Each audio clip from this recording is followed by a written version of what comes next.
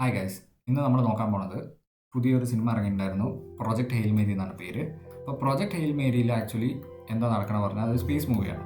Space movie ഇവിടെ നമ്മുടെ സണ്ണിനെ നശിച്ചുകൊണ്ടിരിക്കുകയാണ്. അപ്പോൾ കുറേ ദൂരത്ത് വേറൊരു സൺ, ആ സണ്ണിൻ്റെ പേര് ടോസെറ്റി എന്നാണ്. ടോസെറ്റിയിലേക്ക് നമ്മൾ സയൻറ്റിസ്റ്റിനെയും എഞ്ചിനീയേഴ്സിനെയൊക്കെ അയച്ച് അവിടെ എന്താ നടക്കണം, അവിടെ എന്തുകൊണ്ടാണ് ഈ സ്റ്റാർ നശിക്കാത്തത്, ഈ സ്റ്റാറിന് ഒരു കുഴപ്പമില്ലാത്തത്, അപ്പോൾ അത് കണ്ടുപിടിച്ചിട്ട് തിരിച്ചു വന്നിട്ട് ഇവിടെ നമ്മുടെ സണ്ണിൻ്റെ ആക്ച്വലി പേര് സോൾ എന്നാണ്. ഓക്കെ, സ്റ്റാറിൻ്റെ പേര് ടോസെറ്റി എന്നാണ്. അപ്പോൾ ഈ ടോസെറ്റി എന്ന് കണ്ടുപിടിച്ചിട്ട് നമ്മളിവിടെ വന്ന് നമ്മുടെ സ്റ്റാറിൽ വന്നിട്ട് അത് കൊടുത്തു കഴിയുമ്പോൾ നമ്മുടെ സ്റ്റാർ റെഡിയാക്കാം എന്നാണ് ആ സിനിമയിലെ ബേസിക് അസംഷൻ.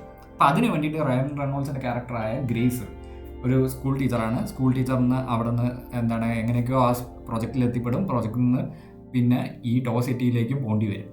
അപ്പോൾ ടോസെറ്റിയിലേക്ക് അവിടെ വരുന്ന ഒരു ഫിസിക്സ് കോൺസെപ്റ്റ് പറഞ്ഞു കഴിഞ്ഞാൽ സണ്ണിൽ നിന്ന് ടോസെറ്റിയിലേക്കുള്ള ദൂരം പറഞ്ഞു കഴിഞ്ഞാൽ 11 ലൈറ്റ് ഇയർ ആണ്. ഓക്കെ, 11 ലൈറ്റ് ഇയേഴ്സ് ആണ്. അപ്പോൾ ഈ 11 ലൈറ്റ് ഇയേഴ്സിൻ്റെ അർത്ഥം പറഞ്ഞാൽ എന്താ? ലൈറ്റ് നിങ്ങൾ പലപ്പോഴും കേട്ടിട്ടുണ്ടോ, ലൈറ്റാണ് ഏറ്റവും fastest thing in the universe എന്ന്. അപ്പോൾ അതിൻ്റെ അർത്ഥം എന്താണ്? അതിൻ്റെ അർത്ഥം പറഞ്ഞു കഴിഞ്ഞാൽ നമ്മുടെ യൂണിവേഴ്സിന് ഒരു സ്പീഡ് ലിമിറ്റ് ഉണ്ട്. നമ്മളിപ്പോൾ ഹൈവേയിലൊക്കെ പോകുമ്പോൾ ഒരു സ്പീഡ് ലിമിറ്റ് ഉണ്ടാവുമല്ലോ, 80 km/h എന്നൊക്കെ. പക്ഷേ അതിപ്പോൾ ആരും നോക്കണില്ല, ക്യാമറ ഒന്നും ഇല്ലെങ്കിൽ നമുക്ക് വേണമെങ്കിൽ 100 km/h പോയാലും കുഴപ്പമില്ല. പോലീസ് കണ്ടാലേ പ്രശ്നമുള്ളൂ, ക്യാമറയെ പിടിച്ചാലേ നമുക്ക് ഫൈൻ അടിക്കുള്ളൂ. പക്ഷേ യൂണിവേഴ്സ് അങ്ങനെയല്ല. യൂണിവേഴ്സിൻ്റെ ലോസ് ഒക്കെ വളരെ സ്ട്രിക്റ്റ് ആയിട്ട് നോക്കും. അപ്പോൾ യൂണിവേഴ്സിൻ്റെ ഒരു ലോ ആണ് സ്പീഡ് ഓഫ് ലൈറ്റ് ആണ് ഏറ്റവും മാക്സിമം എന്നാണ് ഇത്രയും കാലമായിട്ട് നമുക്ക് മനസ്സിലായിട്ടുള്ളത്. അപ്പോൾ സ്പീഡ് ഓഫ് ലൈറ്റ് പറയുന്നത് 3 × 10⁻⁷ m/s ഒക്കെ വരും. അപ്പോൾ ആ ലൈറ്റിൻ്റെ സ്പീഡിനെയും കാട്ടിയും ഫാസ്റ്റായിട്ട് ആർക്കും പോകാൻ പറ്റില്ല. എസ്പെഷ്യലി ഒരു മാസ് ഉള്ള ഒരു സാധനത്തിന് പോകാൻ പറ്റില്ല എന്നാണ് ഐൻസ്റ്റൈന് മനസ്സിലായത്. ഐൻസ്റ്റൈൻ അങ്ങനെയാണ് പറഞ്ഞു വെച്ചത്. അപ്പോൾ ഐൻസ്റ്റൈൻ അതിൽ നിന്ന് ഉണ്ടാക്കിയ 2 തിയറിയാണ്.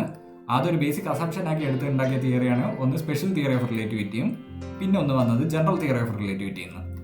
ഈ തിയറികളിലൊക്കെ ഉള്ളൊരു ബേസിക് അസംഷനാണ് ലൈറ്റിൻ്റെ സ്പീഡ് കോൺസ്റ്റൻ്റ് ആണ്.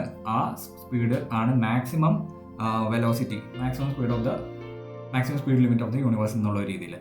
അപ്പോൾ ആ ലൈറ്റിന് ഇപ്പോൾ സണ്ണിൽ നിന്ന് വരുന്ന ലൈറ്റ് ഈ ടോസെറ്റി വരെ എത്താൻ 11 വർഷം എടുക്കും എന്നാണ് പറയണത്. അപ്പോൾ മാക്സിമം സ്പീഡ് ലൈറ്റിനാണെങ്കിൽ വേറെ ഒരു സാധനത്തിനും ഇപ്പോൾ നമ്മൾ സ്പേസ് ഷിപ്പ് ഉണ്ടാക്കി പോവുകയാണെങ്കിൽ എന്തായാലും 11 വർഷത്തിൻ്റെ മേലെ അല്ലേ, 11 വർഷം തന്നെ ലൈറ്റിനെ എടുക്കും. ലൈറ്റാണ് ഏറ്റവും കൂടുതൽ സ്പീഡിൽ പോകണം. ഇപ്പം നമ്മൾ പറയുന്നത് ഫെറാറിക്ക് അല്ലെങ്കിൽ ഇപ്പോൾ ഫെറാറിയാണ് ഏറ്റവും ഫെറാറി ഉണ്ട്, ഒരു മാരുതിയും ഉണ്ട്. ഇപ്പോൾ ഫെറാറി 300 km/h സ്പീഡിൽ km/h പോകേണ്ടത് മാരുതി വെറും 100 പോകണമെങ്കിൽ ആരാണ്?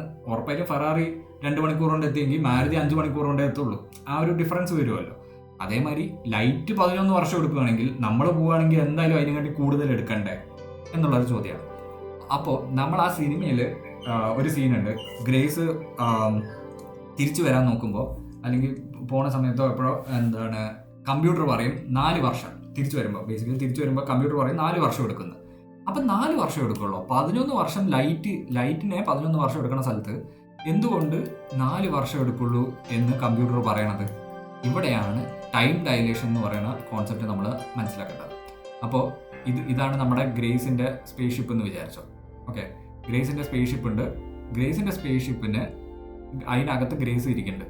ഓക്കെ, അപ്പോൾ ഇവർക്ക് ടൈം ഡിഫറെൻ്റ് ആയിട്ടാണ് കാണുക. ഓക്കെ, ടൈം എന്ന് പറയുന്നത് ടൈം ഡിഫറെൻ്റ് ആയിട്ടായിരിക്കും. നമ്മുടെ എർത്തിൽ ഇപ്പോൾ ഇവിടെ എർത്ത് ഉണ്ട്, ഇത് സണ്ണിൻ്റെ ചുറ്റണ എർത്താണെന്ന് വിചാരിച്ചോ. ഈ എർത്തിനെ വെച്ച് അപേക്ഷിച്ച് നോക്കുമ്പോൾ ഈ ടൈമും ഡിഫറെൻ്റ് ആയിരിക്കും. ഇതിനെയാണ് ടൈം ഡയലേഷൻ എന്ന് പറയുന്നത്. അതായത് ഐൻസ്റ്റൈൻ പറഞ്ഞു കഴിഞ്ഞാൽ ലൈറ്റിൻ്റെ സ്പീഡിലേക്ക് എത്താൻ പോലും ആക്ച്വലി ഭയങ്കര ബുദ്ധിമുട്ടാണ്. നമ്മൾ എത്തിയും കൊണ്ടിരിക്കുമ്പോഴേക്കും നമുക്ക് കുറേ വേറെ സംഭവങ്ങൾ അവിടെ മാറും. അതിലൊന്നാണ് നമ്മൾ അനുഭവിക്കുക. ഇപ്പം ഞാനാണ് സ്പേസ് ഷിപ്പ് ഓടിച്ച് പോകണമെങ്കിൽ എനിക്ക് എന്താണ് അനുഭവിക്കുക? എൻ്റെ ടൈം സ്ലോ ആയി.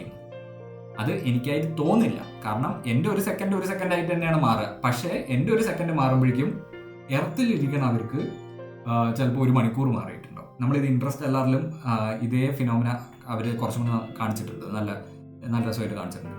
അതേമാതിരി വേറെ ഒന്നാണ് ലെങ്ത് കൺട്രാക്ഷൻ. അപ്പോൾ ഇപ്പം ഈ സ്പേസ് ഷിപ്പ് അല്ലേ, നമ്മുടെ ഗ്രേസ് പോണ സ്പേസ് ഷിപ്പിന് ഒരു ലെങ്ത് ഉണ്ട്. അപ്പോൾ സ്പേസ് ഷിപ്പിന് ഞാൻ ഇവിടെ കുറച്ച് വലുതായിട്ട് വരച്ചു. ഈ സ്പേസ് ഷിപ്പിൻ്റെ ലെങ്ത് എല്ലാണെന്ന് വിചാരിച്ചോ.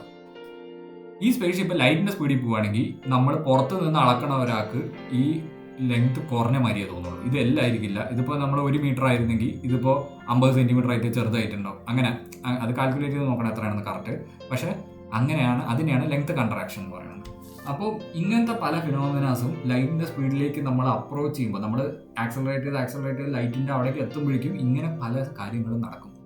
ഇതിൽ ആ ഒരു കാര്യമാണ് ഈ ടൈം ഡൈലേഷൻ എന്ന് പറയുന്നതും. അതാണ് ഇവിടെ ഈ സിനിമയിൽ കാണിച്ചിരിക്കുന്നത്. ഇവിടെ എന്താണ് ടൈം ഡൈലേഷൻ എന്താണ് എന്ന് നമുക്ക് നോക്കാം. അപ്പോൾ ഇവിടുത്തെ ടൈം ഡൈലേഷൻ എന്താ നടക്കണമെന്ന് പറഞ്ഞു കഴിഞ്ഞാൽ, ഫസ്റ്റ് എർത്തിലുള്ളവർക്ക് അല്ലേ, എർത്തിൽ നിന്ന് ഇതാണ് നമ്മുടെ എർത്ത് വിചാരിച്ചോ, എർത്തിൽ നിന്നാണ് നമ്മൾ ടോ സിറ്റിയിലേക്ക് പോണത് അല്ലേ. ടോ സിറ്റി എന്ന് പറയുന്നത് മറ്റേ സ്റ്റാറാണ്, അവിടേക്ക് പോകുന്നത് എർത്തിൽ നിന്നാണ്. അപ്പോൾ എർത്തിൽ നിന്ന് ടോ സിറ്റിയിലേക്കുള്ള ഡിസ്റ്റൻസ് എത്രയാണ്? 11 ലൈറ്റ് ഇയർ ആണ്. 11 ലൈറ്റ് ഇയർ. ഇപ്പോൾ എർത്തിലുള്ള അതിൻ്റെ അർത്ഥം പറഞ്ഞാൽ, എർത്തിൽ ഇപ്പോൾ ഞാൻ നിൽക്കുന്നുണ്ട്, മറ്റേ റൈലൻ ഗ്രേസ് നമ്മുടെ സ്പേസ് ഷിപ്പിലൊക്കെ കയറിയിട്ട് പോവുകയാണ്. അപ്പം എനിക്ക് എന്താ തോന്നുക, 11 വർഷം എടുത്തു എന്തായാലും ഇവ അവിടെ എത്തുമ്പോഴേക്കും 11 വർഷം എടുത്തു എന്ന് മിനിമം എനിക്ക് തോന്നും. പക്ഷെ റൈലൻ ഗ്രേസിന് എന്താ തോന്നുന്നത്, എനിക്ക് തോന്നുന്ന സമയത്തിന് ഞാൻ ടി എന്ന് വിളിച്ചു. ഓക്കെ, റൈലൻ ഗ്രേസ് ഇവിടെ ഇരുന്ന് ആ റൈലൻ ഗ്രേസിൻ്റെ വാച്ചിൽ നോക്കുമ്പോൾ ആ സമയം എത്രയാണെന്നാണ് അതിനെ നമ്മൾ ടി നോട്ട് എന്ന് വിളിക്കാം. അതാണ് റൈലൻ ഗ്രേസിന് കറക്റ്റായിട്ട് തോന്നുന്ന സമയം അല്ലേ. എനിക്ക് തോന്നുന്നത് ടി ആണ്. അപ്പോൾ ഐൻസ്റ്റൈൻ പറഞ്ഞിട്ടുള്ള ഇക്വേഷൻ പറഞ്ഞു കഴിഞ്ഞാൽ T equal to T naught divide by √1 - v²/c² എന്നാണ്. ഓക്കെ, അപ്പോൾ ഇനി നമ്മൾ പറയാണ് റൈലൻ ഗ്രേസ് പോയത് ഏകദേശം 0.92 സ്പീഡ് ഓഫ് ലൈറ്റ്. അതായത് ഇപ്പോൾ സ്പീഡ് ഓഫ് ലൈറ്റ് c ആണെന്ന് വിചാരിക്കാം.